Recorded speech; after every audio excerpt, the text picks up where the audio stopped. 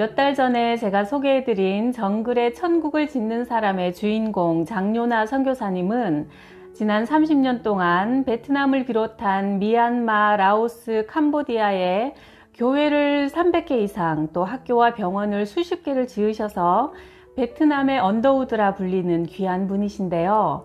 선교지에서 일어나는 사도행전의 기적들 전해드립니다. 10개월간 식물인간으로 누워있다가 요나야 베트남으로 가라는 하나님의 천둥같은 음성을 듣고 마침내 마비에서 풀려 깨어날 때 처음 입을 떼자마자 나는 아내에게 감림산이라고 말했다. 몸이 깨어나 의식이 돌아오면서부터 감림산 기도원에 올라가라는 음성이 들렸다. 감림산 기도원은 부산에서 수영만 요트장 건설 공사를 맡아서 할 때 일이 막히고 꼬여 답답해지면 부하 직원이 함께 가자며 권해서 몇 번 갔었다.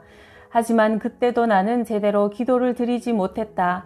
상황은 답답했지만 어떻게 기도해야 할지 몰라 더듬더듬 몇 마디 구하고 나서는 기도원을 따라 이어진 계곡에서 송사리를 잡아다가 초고추장에 찍어 먹으며 소주를 마시곤 했다.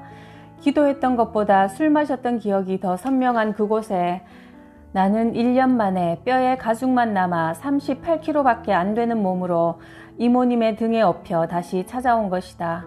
내 몸 하나 제대로 가누지 못하는 큰 벌레가 되어 예루살렘 성문 옆에 앉은 뱅이처럼 예배당 입구 모서리에 자리를 잡고 종일 말씀을 듣고 찬양을 불렀다. 그 자리에 있다는 것만으로도 마음이 뭉클하고 가슴이 뜨거웠다.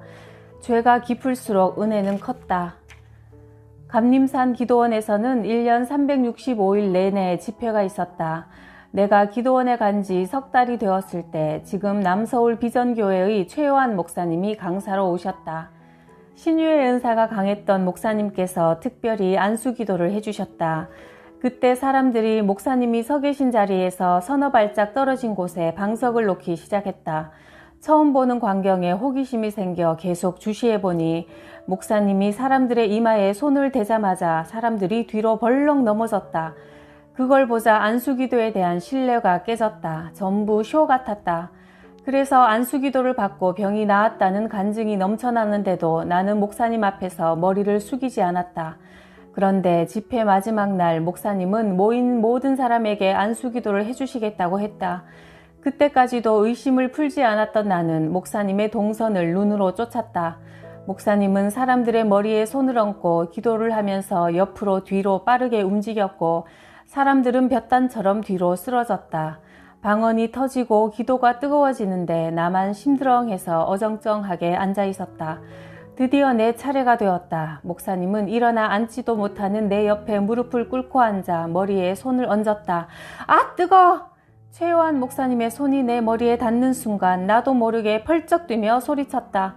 마치 불붙은 쇳덩어리가 이마에 닿은 것처럼 뜨겁고 묵직한 충격이 순간적으로 나를 압도했다. 그 불같은 손에 내 머리가 녹고 몸뚱이가 녹으면서 온 몸이 불에 활활 타는 것 같았다. 그 순간 성령의 뜨거운 역사가 내 안의 모든 병을 깨끗이 치유하셨다. 그때부터 회복 속도가 눈에 띄게 빨라졌다. 후들거리던 다리에 힘이 붙었고 번번이 꺾여져 바닥에 주저앉게 만들었던 팔에도 힘이 생겨 제법 몸을 지탱할 수 있게 되었다. 내가 지난 10개월 동안 병마와 싸우면서 불치병으로 전신이 마비되어 누워있을 때 사람들은 나를 보고 죽었다 했지만 그때 사실 내 영은 살아서 하늘나라를 자유롭게 오갔다. 그들이 죽었다고 판단한 것은 내 육과 혼이었다. 나의 참 본질이자 존재인 영은 죽지 않았다. 만약 내가 숨이 끊어져 목숨이 다했다 해도 육은 흙이 되어 썩어지고 하나님의 씨로부터 지으심을 받은 영은 죽지 않는다. 나의 영은 육으로부터 분리되어 이 땅을 떠나 우리의 심판주이신 하나님 앞에 서게 된다. 그리고 결코 죽지 않는 영의 존재로서 천국과 지옥 둘 중 한 곳에 가게 된다는 사실을 식물인간으로 있을 때 알게 되었다. 가장 무서운 것은 천국과 지옥은 끝이 없는 곳이며 영원하다는 것이다. 또한 구원이 죽음 후의 일이 아니라 이 땅에 사는 동안 선택해야 할 몫이라는 것을 깨달았다. 천국과 지옥은 추상적 개념이 아니다. 실제로 존재한다. 나는 꿈이 아닌 신비한 경험으로 하나님의 인도하심에 따라 영계를 오르락 내리락 하면서 천국과 지옥을 속속들이 보았다. 천국은 그야말로 생명의 세계였다. 솜사탕처럼 따뜻하고 부드러운 기운이 다채로운 색깔로 살아 움직이며 오케스트라보다 더 아름다운 소리로 하나님을 찬양했다. 돌멩이가 나무에 화답하고 흐르는 물이 바위를 감싸돌며 내는 신비한 소리가 마치 거룩하다 거룩하다 주 하나님 전능하신 이여라고 에덴 동산에서 아담과 대화를 나누던 그들의 말로 외치는 것 같았다. 아무것도 해할 게 없고 오직 찬양과 감사만으로 충만한 세계, 그 중심에 하나님이 계셨다. 하나님의 보좌 옆에는 지옥이 있었다. 지옥도 하나님의 권세 아래 있었다. 그러나 그곳에는 고통과 아픔, 절규만이 가득했다. 소멸되지 않는 뜨거운 불이 사람들을 견딜 수 없게 만들었다. 그 불길 안에서 그들은 채워지지 않는 욕망에 목말라 했고 증오와 갈등으로 저기를 불태웠다. 인간의 추악한 본성만 남아있는 곳이 바로 지옥이었다. 악인들이 스올로 돌아가며 하나님을 잊어버린 모든 이방 나라들이 그러하리로다. 시편 9장 17절 말씀처럼 지금도 지옥의 그 처참한 모습을 떠올리면 정신이 번쩍 든다. 절대 그곳에 가고 싶지 않았다. 하지만 나의 의지와 결심만으로는 갈 수 없는 곳이 천국이므로 지옥에 갈 생명을 예수 그리스도의 십자가 죽음을 통해 살려주신 하나님께 매달릴 수밖에 없었다. 베트남에 선교사로 떠나기 전 나는 신학을 공부하면서 남서울 비전교회 최요한 목사님과 함께 전국을 돌며 부흥회를 인도했다. 최 목사님은 10살이나 아래였지만 내 영적 지도자였다. 그때 나는 초신자와 다름없었다. 10개월 식물인간에서 기적적으로 깨어나 최요한 목사님의 안수기도로 몸이 회복되어 하나님을 만난 첫사랑의 감격으로 열정에 불타올랐지만 영적 분별력이나 지혜는 부족했다. 그런 나를 위해 주님은 특별한 천사와의 만남을 준비하셨다. 천사를 처음 만난 건 대구 주암산 기도원에서였다. 최 목사님과 나는 집회 기간 동안 종종 기도원에 올라가 밤샘 기도를 했는데 그때도 대구에서 집회를 하던 중이라 밤늦게 주암산 기도원에 올랐다. 우리는 개울가에 있는 바위를 하나씩 차지하고 앉았다. 콸콸 물 흐르는 소리와 바람 소리, 풀벌레 소리밖에 들리지 않아 기도하기에는 더할 나위 없이 좋았다. 한참 기도하고 있는데 눈앞에 뭔가 어른거리는 게 보였다.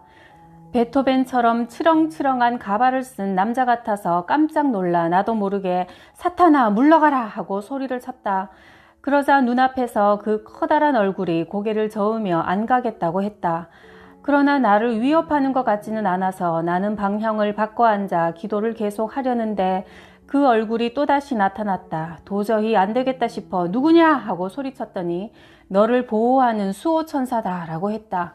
수호천사라니 세상에 그런 게 어디 있는가 싶어 나는 웃기지 말라고 소리치며 그를 물리치려 했다. 그때만 해도 모든 천사들은 섬기는 영으로서 구원받을 상속자들을 위해 섬기라고 보내심이 아니냐. 히브리서 1장 14절 말씀을 몰랐다. 한참 실랑이를 벌이고 있는데 조금 떨어진 곳에서 기도하시던 최요한 목사님이 장집사 뭐요? 하고 물었다. 내 앞에 베토벤 같은 남자가 자꾸 나타납니다. 그래요? 내 눈엔 아무것도 안 보이는데요. 주님, 영을 분별할 수 있게 하옵소서. 장집사, 이름을 한번 물어보세요. 그래서 내가 너의 이름이 뭐냐? 하고 묻자 베토벤 천사인지 사탄인지 모를 그는 데오그라이스트라고 대답했다. 분명 코앞에서 대화를 주고받는데도 최 목사님은 천사와 내가 하는 말을 듣지 못했다.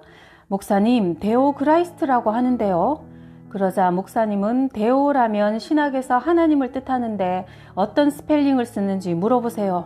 그래서 다시 물어보려는 찰나 베토벤 같은 천사가 사라져버렸다. 그 뒤로 베토벤 천사는 수시로 나타났다. 눈을 감으면 내 오른편에 바짝 붙어서서 큰 얼굴을 내게 들이밀고 있는 모습이 보였다. 서로 닿을 듯 가깝게 있지만 만져지지 않았고 눈을 뜨면 보이지 않았다. 하지만 항상 곁에 있으면서 힘이 되고 의지가 되어 주었다. 영적으로 모르는 건 일러주고 잘못 알고 있는 건 바르게 방향을 잡아주었고 위험한 일이 닥치면 해결할 수 있도록 도와주었다. 말 그대로 나의 수호 천사였다. 최요한 목사님과 대구 두류체육공원에서 휴전서나 무너져라는 주제로 북한 선교 집회를 가졌다. 눈코 뜰 새 없이 바쁜 일정에 집회 이틀째 되던 날 잠깐 눈을 붙이러 봉고차에 들어가서 깜빡 잠이 들었는데 누가 다급하게 나를 흔들어 깨웠다. 일어나 보니 베토벤 천사가 다짜고짜 빨리 일어나서 밖에 나가보라고 했다. 성화에 못 이겨 비몽사몽간에 집회 장소 입구 쪽으로 갔더니 어느 권사님이 내게 헐레벌떡 달려와 종이 한 장을 보여주며 목사님 이것 좀 보세요. 이상해요. 라고 하셨다. 권사님은 방금 대구은행에서 최요한 목사님께 헌금을 송금했는데 입금표 영수증에 다른 이름이 나왔다며 그 이름을 가진 목사님이 계신지 확인을 해달라고 하셨다. 낯선 이름이었다. 그 계좌는 북한 선교대회 기간 동안 성도들이 헌금할 수 있도록 개설한 것인데 최요한 목사님 역시 모르는 이름이라며 확인을 해보는 게 좋겠다고 하셨다. 하지만 은행에 가기엔 너무 피곤해서 잠깐만 쉬었다 가려고 다시 눈을 붙였는데 베토벤 천사가 나를 또 흔들어 깨웠다. 그리고 빨리 은행에 가라고 재촉했다. 이미 은행 문 닫을 시간이 다 됐는데도 어서 가라고 다그쳐서 할 수 없이 회계 집사님과 함께 가까운 은행 지점에 갔다. 도착하니 영업시간이 끝나 정문은 잠겼고 쪽문만 열려 있었다. 창구 여직원에게 계좌번호를 한번 확인해 달라고 부탁하는 순간 그 직원 뒤에 앉아있는 남자 대리의 명찰에 쓰인 이름이 눈에 확 들어왔다. 전날 밤 주암산 기도원에서 기도할 때 환상 중에 본 이름과 같았기 때문이다. 전날 기도할 때 내가 앉은 바위 위로 수많은 개미가 떼지어 올라왔다. 그때 개미떼 중간에 있는 왕개미가 밥풀을 물고 있었는데 거기 쓰인 이름 석자가 바로 그 남자 대리의 이름이었다. 나는 여직원에게 통장을 찍어 봐달라고 했다. 그 직원이 기계에 통장을 넣으려 할 때 바로 뒤에 있던 남자 대리가 손님 잠깐만요 하더니 그 통장을 가지고 지점장실로 들어갔다. 그리고 조금 후에 나와서 아무 이상이 없다고 했다. 그러자 베토벤 천사가 본점에 가보라고 했다. 직접 가기에는 너무 늦어서 본점에 전화를 걸어 그 계좌의 입출금 내역서를 받아보았다. 확인해보니 우리가 개설한 계좌 말고 숫자 1이 하나 더 붙은 계좌가 있는데 그동안 송금된 돈의 절반이 거기 가 있었다. 분명 착오가 있는데도 남자 대리는 통장에 이상이 없다며 우리를 돌려보냈으니 거기서 문제가 생긴 게 틀림없었다. 우리는 그 대리에게 가서 입출금 내역서를 보여주며 어떻게 된 일이냐고 따졌다. 그러자 그 대리가 우리를 지점장실로 데려갔다. 우리를 보자 지점장은 살려달라고 하면서 무릎을 꿇었다. 그 계좌가 북한 선교를 위해 헌금하고픈 불특정 다수를 위해 만든 걸 알았던 지점장이 대리와 짜고 기이한 방법으로 돈을 빼돌린 거였다. 내게 잘못을 고한 지점장은 뜻밖에도 책상 서랍에서 성경책을 꺼냈다. 제가 어려서부터 교회를 다녔지만 권사님이신 어머니가 제발 교회에 나오라고 매주 간곡히 부탁하시는데도 바쁘다는 핑계로 안 나갔습니다. 하지만 이번 주부터는 당장 교회에 다니겠습니다. 그때 최요한 목사님 일행이 은행에 도착했다. 자초지종을 듣자 일행은 당장 경찰에 신고해야 한다며 전화를 찾았다. 그런데 베토벤 천사가 지점장 옆에 서서 내게 용서해 주라고 거듭 말했다. 그래서 목사님, 데오그라이스트가 지점장을 용서해 주라고 하는데요 라고 말씀드리니 목사님은 그래요? 그럼 용서하지요 하시며 지점장님이 다시 하나님을 향한 믿음을 회복할 수 있도록 간절히 기도해 주셨다. 그 일을 통해 성도들의 귀한 헌금도 되찾고 지점장의 영혼도 구할 수 있었으니 얼마나 감사했는지 모른다. 나의 수호천사였던 베토벤 천사 데오그라이스트는 그렇게 내가 신학을 공부하는 3년 동안 내내 나와 함께했다. 베토벤 천사는 하늘의 신비뿐 아니라 내가 겪는 모든 상황 속에서 어떻게 행동하고 판단해야 할지 어린아이 가르치듯 하나하나 알려주고 인도해 주었다. 베토벤 천사 덕분에 세상 것으로 가득 차 있던 내가 예수의 사람으로 변화될 수 있었다. 내가 넘어지지 않도록 나의 오른편에서 나를 지켜주었던 데오그라이스트.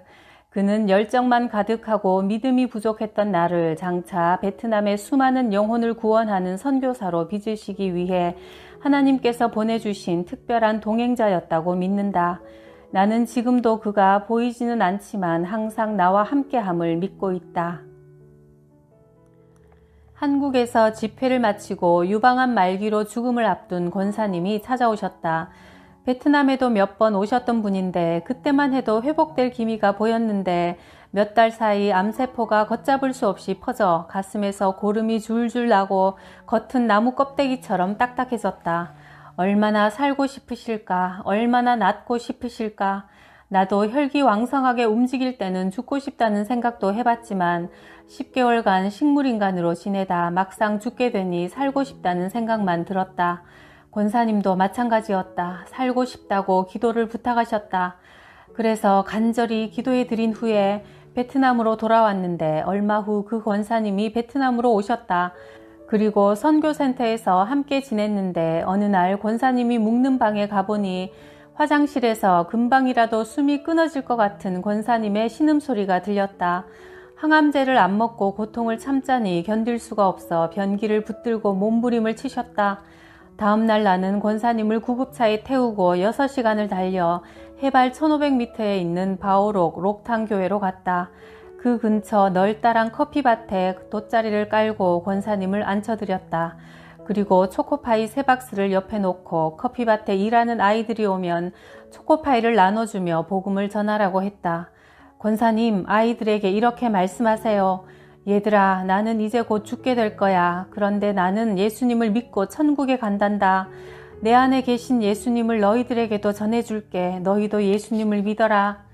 한국말로 해도 괜찮다고 했다. 우리는 전하는 자이고 마음을 감동시키는 분은 성령님이시니 아이들이 예수님을 영접하길 간절히 바라는 마음으로 선포하면 분명 하나님께서 역사하실 거라고 믿고 복음을 전하시라고 했다. 그리고 나는 오직 깊숙이 들어가 소수민족 교회의 건축 현장을 돌아보며 내가 맡은 사역을 충실히 하고 돌아가는 길에 권사님을 태워 숙소로 돌아왔다. 다음 날도 똑같은 일을 반복했다. 같은 장소에 돗자리를 깔고 초코파이 3상자를 드린 후 나는 사역지로 출발했다. 그리고 저녁에 권사님과 함께 숙소로 돌아와 예배드리고 안수기도를 했다. 그런데 그날 밤 권사님 방에서 할렐루야 외침이 들렸다. 방으로 돌아오고 얼마 후 고름이 멈추었다. 암 발병 후 처음으로 권사님은 그날 밤 숙면을 취하셨고 그 다음부터는 새살이 돋았고 통증이 사라졌다. 그리고 암에서 자유로워졌다. 영혼을 살리는 일에 목숨을 걸면 주님은 반드시 우리의 시간을 연장시켜 주신다. 먼저 복음을 듣고 예수를 믿은 우리에게 주신 가장 큰 사명은 영혼 구원이다. 이 사명은 선교사에게만 부여된 것이 아니라 예수 믿는 그리스도인 모두에게 주신 가장 큰 사명이다. 그 거룩한 목적에 우리의 시간과 생명을 바치면 십자가의 능력으로 우리를 살리신다. 나는 이것을 확실히 믿는다. 내가 바로 그 살아있는 증거이기 때문이다. 베트남에 선교사로 가라는 소명을 받았을 때 나는 당장 신학을 공부해야겠다고 생각했다.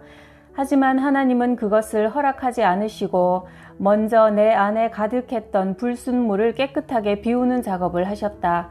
말씀을 통해 기도 중에 내 죄를 깨닫게 하셨다. 그 중에는 알고 지은 죄도 있었지만 모르고 지은 죄도 있었다. 가장 기억에 남는 것은 2 여자였다. 기도 중에 눈앞에 대형 화면이 나타나면서 2 여자가 나란히 서서 나를 보고 있었다. 한 명은 청주 236군병원에서 근무할 때 만났던 간호장교였고 다른 한 명은 입대하기 전 여고에서 교사로 있을 때 가르쳤던 여학생이었다.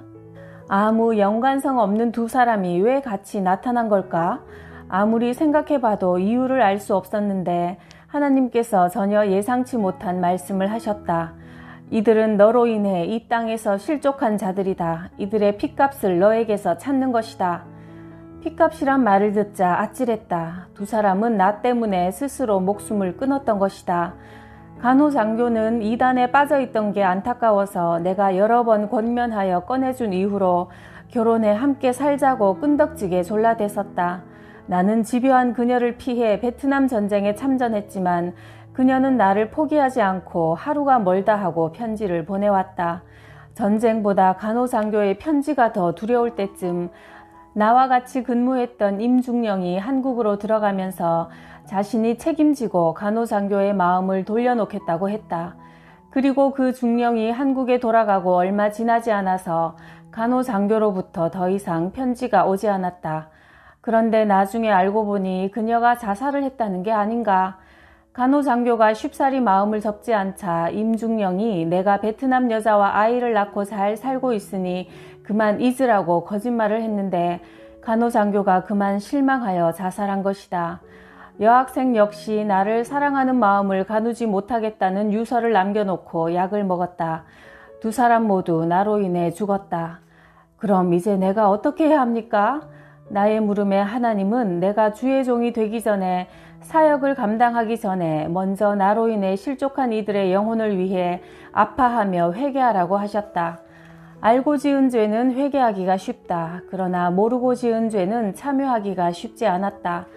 간호장교와 여학생의 자살이 가슴 아팠지만 그때로 다시 돌아간다고 해도 나는 그들의 사랑을 받아줄 수 없었다. 그렇다면 나로 인해 그들이 실족한 것은 불가피한 일이 아닌가? 그래서 며칠 동안 금식하며 회개의 영을 부어달라고 기도했다. 그리고 깊은 기도 가운데 진정 무엇이 죄인지 깨닫게 되었다. 내가 그들의 사랑을 받아주지 않은 것이 죄가 아니라 그들의 영혼을 불쌍히 여기고 사랑하지 않은 것이 죄였다. 내가 사랑할 충분한 이유가 있는 자들만 사랑하는 것은 하나님이 원하시는 사랑이 아니었다. 사랑할 수 없는 자들까지 사랑하는 것이 진정한 사랑이었다. 그런데 그 사랑은 내 안에 없다. 그 사랑은 십자가를 통해서만 흘려보낼 수 있다. 내가 죄인 되었을 때 나를 사랑하사 나를 위해 십자가에 달리신 예수님, 그분을 통해서만 도저히 사랑할 수 없는 자들을 기꺼이 사랑할 수 있다는 것을 비로소 깨달았다.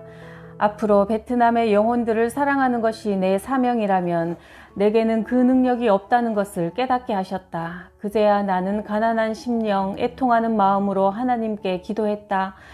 제 안에 사랑을 창조하사 나로 인해 다른 이들이 실족치 않게 하시고 제가 사랑해야 할 자들을 사랑할 수 있게 해주십시오. 나의 허물을 자백하고 죄악을 토설하자 몸이 치유되기 시작했다. 나를 종일 신음케 하고 뼈가 쇠하는 고통 속에 몸부림치게 한 건 죄였다. 눈물로 죄를 고백한 자리에는 반드시 용서하심의 회복이 있었다. 내 죄를 회개하자 3개월 만에 건강을 완전히 되찾고 비로소 진정한 예수의 사람 그리스도인이 된 것이다. 30년 전에는 베트남에 언청이라 하는 구순 9개월 환자들이 엄청 많았다. 먹고 살기 힘든 때라 임신 중에 영양을 제대로 섭취하지 못한 탓이다. 태아의 코와 입술이 형성되는 임신 3, 4개월 때 비타민 B12가 부족하여 입술이 제대로 붙지 않아 언청이가 된 것이다. 유전이 아니라 못 먹어 생긴 병이니 얼마나 가슴이 아픈가. 어린아이 때는 철 모르고 지내지만 청소년기가 되면 자신의 모습에 괴로워하며 심지어 자살하는 이들도 있었다. 당시 세문안교회 의사팀과 이화여대 부속병원 의사들이 의료 선교를 와서 수술해준 아이들이 6,300명이 넘는다. 예쁜 입술을 되찾고 나면 본인은 물론 가족들도 다 예수님을 믿겠다고 고백했다. 그 아이들이 지금은 각 지역 교회에서 신앙생활을 잘 하고 신학을 공부하며 또 다른 생명을 낳기 위해 충성하고 있다. 그러나 한국에서 의료봉사팀이 1년에 한 번 오기 때문에 기회가 한정돼 있어 수술을 못 받는 사람이 나오게 마련이다. 대부분 눈물을 흘리면서도 다음을 기약하며 뒤돌아섰는데 유독 한 자매가 끝까지 내 바짓가랑이를 붙들고 수술해달라고 몸부림치며 울었다. 1년을 꼬박 기다렸는데 바로 자기 앞에서 수술이 끝나자 더 기다릴 수 없으니 제발 수술해달라고 대성통곡하며 나를 쫓아다녔다. 머리는 산발이고 얼굴은 너무 울어서 퉁퉁 부어 땅바닥에 퍼질러 앉아 애원했다. 한 동네에 사는 내 친구도 예쁘게 수술받고 시집을 갔는데 나만 이게 무슨 꼴이에요. 수술을 안 해주면 죽어버리겠어요 하며 울었다. 의사가 다시 올 때까지 집에 가지 않겠다고 고집을 피우며 버텨서 할 수 없이 내가 머무르는 선교센터에서 함께 지냈다. 그리고 몇 달 후 센터에 사는 여러 아이들이 언청이 자매의 영향으로 말투가 어눌해지고 발음이 부정확해지는 게 아닌가. 언청이 자매와 계속 같이 지내게 하다가는 아이들의 발음을 다 망칠 것 같아 나는 고민 끝에 자매를 집에 돌려보내기로 했다. 하지만 설득하기가 쉽지 않았다. 수술 받기 전에는 절대 갈 수 없다고, 자기를 보내지 말라고 울었다. 내년에 한국에서 의사들이 오면 제일 먼저 수술해 주겠다고 해도 듣지 않고 며칠 내내 통곡하는 걸 간신히 달래서 생활비를 조금 주어 집으로 돌려보냈다. 자매는 슬픔에 잠겨 울면서 센터를 떠났다. 그런데 하필이면 그해 IMF로 한국에서 의료팀이 오지 않아 자매와의 약속을 지키지 못했다. 그리고 2년 후 내가 오지를 돌아다니며 복음을 전하고 교회를 세워나갈 때였다. 그날도 야라이 성에 있는 소수부족 마을을 찾았다. 해발 1500m가 넘는 고산지대 중에서도 산속 깊숙한 곳에 있는 마을이라 외부와 단절되어 문명의 이기라고는 전혀 찾아볼 수 없는 곳이었다. 움막이라고도 할 수 없는 나무떼기를 엉성하게 겹쳐놓은 곳에 사람들이 둘러앉아 나를 신기해하며 이리저리 살펴보았다. 내 몸을 건드리고 옷을 만지고 가방에서 치약을 짜서 먹어보고 얼굴에 문대기도 했다. 낯설지만 궁금한 이방인에게 다가오는 소수부족들과 눈이 마주칠 때마다 내가 씩 웃어주자 그들도 나를 환영하는 의미에서 노래를 불러주겠다며 나를 더 깊숙한 산속으로 데려갔다. 한참 걷다 보니 나무가 높고 울창해 하늘이 보이지 않는 곳에 20-30명이 앉을 수 있을 만한 평지가 나타났다. 그리고 거기엔 이미 소수부족 사람들이 어깨를 맞대고 앉아 있었다. 내가 도착하자 그들은 조용히 노래를 부르기 시작했다. 우리에게 향하신 여호와의 인자하심이 크고 크도다 크시도다. 내 귀에 은은하게 들리는 노래는 놀랍게도 한국말로 부르는 찬양이었다. 귀가 번쩍 뜨였다. 어떻게 이럴 수가 있을까? 이 깊은 베트남 산속에서 우리나라 찬양을 듣다니 정말 꿈만 같았다. 이 첩첩산 중에 나보다 먼저 복음의 발자국을 남긴 한국 선교사가 있다고 생각하니 너무 감격스러워 눈물이 나왔다. 대체 누가 이곳에 왔을까? 찬양이 끝나자 그들은 또 다른 노래를 시작했다. 찬양하라 내 영혼아, 사랑하라 내 영혼아. 캄캄한 밤 별빛만 반짝이는 산속에서 울려 퍼지는 찬양은 마치 천사의 노래 같았다. 발음이 얼마나 정확하던지 베트남 사람들이 부르는 것 같지가 않았다. 들을수록 놀랍고 감격스러웠다. 외국인이 한국 찬양을 이렇게 완벽하게 부르게 하기까지 이 산간 벽지에서 선교사는 얼마나 많은 눈물을 흘렸을까 생각하니 나도 모르게 눈물이 줄줄 흘러내렸고 두 손을 들고 함께 찬양했다. 찬양이 끝나고 나서 누가 이 노래들을 가르쳐 주었냐고 묻자 다들 말없이 한쪽 구석을 쳐다보았다. 거기엔 바로 그 언청이 자매가 서 있었다. 입술이 붉어져 비뚤어진 모양이 예전 그대로였다. 죄책감과 놀라움에 내가 말을 잇지 못하는데 자매가 내게 다가와 손을 잡고 빙긋 웃었다. 그 모습이 어찌나 환하고 예쁘던지 울며 불며 수술해달라고 떼쓰던 자매의 모습은 온데간데 없고 고요한 평안이 자매를 감싸고 있었다. 그간의 이야기를 들어보니 하나님의 인도하심이 놀라울 뿐이었다. 자매는 센터에서 나와 북쪽으로 정처 없이 걸었단다. 수술 받기 전에는 절대 안 돌아오겠다고 식구들에게 선언하고 나왔으니 집으로 갈 수도 없고 달리 자신을 받아줄 곳도 없으니 고향과 반대 방향으로 가다가 지치면 죽어버리겠다는 심정으로 한없이 걸었다. 그러다 이 소수부족 마을까지 오게 된 것이다. 그런데 이들을 보고 자신이 얼마나 선택받은 사람인지 깨달았다. 똑같은 사람인데 이 사람들은 짐승처럼 살고 있었다. 자신이 얼마나 귀한 존재인지 모르고 사는 그들에게 예수 그리스도의 핏값으로 산 존귀한 생명임을 그녀는 소수부족에게 전하며 살고 있었다. 그래도 나는 자매에게 한국에 가서 구순 9개월 수술을 받자고 권했다. 하지만 자매는 단호하게 거절했다. 선교사님처럼 저도 이들에게 있는 내 모습 그대로 내 안에 계시는 예수 그리스도를 전하며 이들의 영혼을 구하는 데 제 삶을 바치겠습니다. 한국에 갈 시간도 없고 수술할 필요도 없습니다. 아, 하나님은 정말 놀라운 분이셨다. 1911년에 다낭을 중심으로 복음이 전파된 남부 베트남은 1940년대는 10만 신자가 될 만큼 크게 부흥했다. 그러나 75년에 공산 정권이 들어서면서 교회와 교인을 말살하여 1989년 내가 베트남에 와서 예수님을 믿으라고 전도하면 예수가 삼성 거요, LG 거요? 라고 물었다. 한국의 삼성과 LG는 알아도 예수님은 전혀 몰랐다.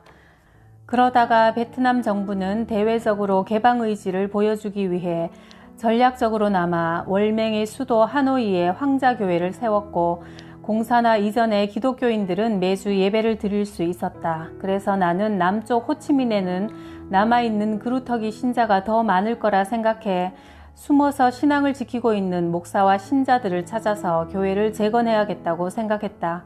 하지만 그들을 찾는 게 쉽지 않았다. 대외적으로는 교회를 인정한다고 했지만 기독교인에 대한 정부의 위협과 감시는 더 교묘하고 집요해졌다. 공산주의 사상을 변질시킬 수 있는 가장 큰 요인으로 기독교를 꼽기 때문이다. 나는 공산화되기 전에 호치민에 있었던 교회들의 주소지를 입수하여 자전거를 타고서 호치민 시내를 중심가부터 사사치 뒤지기 시작했다. 호치민 벤찌동의 높은 빌딩 뒤에 숨겨져 잘 보이지 않던 빈터에 잡초가 우거져 있었다. 잡초 더미를 헤치고 안으로 들어가 보니 썩고 부서져 흉물스럽게 버려진 교회 건물이 남아 있었다. 그 자리에 무릎을 꿇고 앉아 폐허가 된 이 교회를 다시 세워달라고 간절히 기도했다. 그런데 갑자기 뒤쪽에서 사람의 기척이 느껴졌다. 머릿속에 빨리 도망치라는 경고등이 켜졌지만 이미 그 사람은 내 뒤에 바짝 서서 기도를 하셨지요? 라고 물었다. 이미 다 들켜버렸으니 체념하고 뒤돌아서는데 그 남자가 내 손을 덥석 잡았다. 자신은 공산화 되기 전에 이 교회를 담임했던 람 목사인데 홀로 남아 교회를 지키고 있다고 했다. 람 목사가 나를 화장실로 데려갔다. 화장실 역시 낡고 부서졌으나 벽은 온전히 세워져 있어 바깥과 단절돼 있었다. 목사는 화장실 문을 열더니 땅을 파고 그 속에서 뭔가를 꺼냈다. 바로 성경책이었다. 비닐에 꽁꽁 쌓인 성경은 갈피갈피 낡아서 글씨도 희미했다. 람 목사는 성경책을 교회 화장실 바닥에 묻어놓고 매일 와서 꺼내본다고 했다. 썩은 내가 진동하고 벌레가 우글거렸지만 하나님의 말씀을 볼 수 있으니 얼마나 감사한지 모른다며 어떨 때는 말씀이 갈급해 밤에도 와서 손전등을 켜고 성경을 읽는다고 했다. 그 말을 듣고 나는 목사님을 끌어안고 엉엉 울었다. 큰 소리로 찬양할 수 없는 답답함, 성도들과 함께 예배할 수 없는 안타까움은 경험해보지 않은 사람은 모른다. 나도 당시 3년 넘게 베트남에 와 있으면서 가장 큰 고통은 자유롭게 하나님을 섬길 수 없는 것이었다. 그런데 람 목사님은 25년 이상 그 고초를 겪었으니 얼마나 힘들고 외로우셨을까 가슴이 미어졌다. 그때부터 람 목사와 나는 매일 시간을 정해놓고 교회에 와서 함께 기도했다. 그러나 그것도 오래가지 못했다. 람 목사님이 화장실에서 성경책을 읽다가 마침내 경찰에게 붙잡혔기 때문이다. 그 뒤로 람 목사는 5년간 수감 생활을 했고 그 5년 사이 베트남 정부의 종교 정책도 변화를 겪었다. 미국과의 관계 정상화로 경제 발전을 이루고자 꾀했던 베트남은 인권과 종교의 자유를 보장하라는 미국의 압력을 무시하지 못했다. 그래서 대외적으로 종교 탄압 정책이 완화되어 교회를 다시 세울 수 있게 되었다. 하지만 무엇으로 교회를 세운단 말인가? 목사님은 감옥에 계시고 성도들은 흩어졌으니 답답한 마음에 교회 울타리를 붙잡고 기도하고 있는데 누군가 말을 걸었다. 베트남으로 관광 온 한국인 자매 둘이었다. 길을 잃고 헤매다 나를 발견한 그들은 반색하며 호치민 시내를 안내해달라고 했다. 그래서 1일 가이드로 두 사람과 함께 호치민의 명소를 돌며 그들은 발전된 호치민의 모습에 감탄했다. 번화가 중심으로만 안내했으니 놀랄 법도 했다. 그런데 나를 처음 만난 곳이 너무 황폐한 게 그들 보기에도 이상했던 모양이다. 왜 도심 한복판에 흉물스런 공터를 방치하고 있냐고 물었다. 그래서 그곳이 원래 교회였고 어떻게 목사님이 교회를 지켰는지 그 교회를 다시 세우기 위해 날마다 기도하고 있다고 하자 자매들이 선뜻 교회를 건축하겠다고 나섰다. 마음에 고통이 있어 베트남에 여행을 왔는데 교회를 지어 하늘의 위로를 받고 마음의 평화를 얻고 싶다며 말이다. 나는 너무나 기쁜 나머지 그들의 손을 덥석 잡고 그들의 마음을 감동케 하신 하나님께 감사하고 그들이 하나님 안에서 진정한 평안을 얻기를 기도했다. 그렇게 해서 베트남 호치민의 교회가 건축되기 시작하여 지난 30년 동안 베트남 전역에 약 300개가 넘는 교회가 세워지게 되었다.